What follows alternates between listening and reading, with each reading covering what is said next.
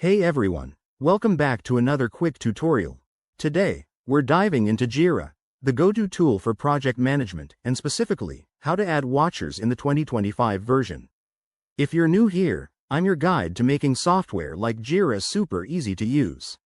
Watchers are a fantastic feature that lets you notify team members about updates on issues, keeping everyone in the loop without the hassle.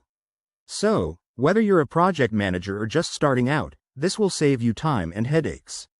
First things first, make sure you're logged into your Jira account.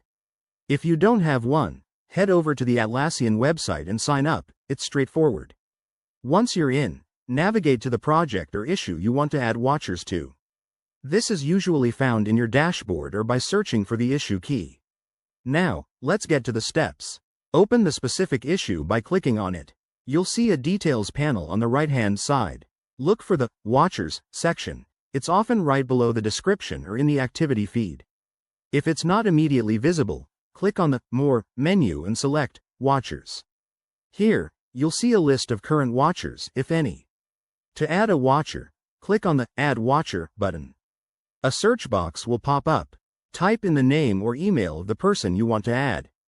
Jira will suggest users from your organization, so pick the right one from the drop-down. Once selected, hit Add or Save. That's it. The person will now receive notifications for any updates on that issue. One quick tip. In the 2025 update, Jira has made this even smoother with better search functionality and integration with Slack or email preferences.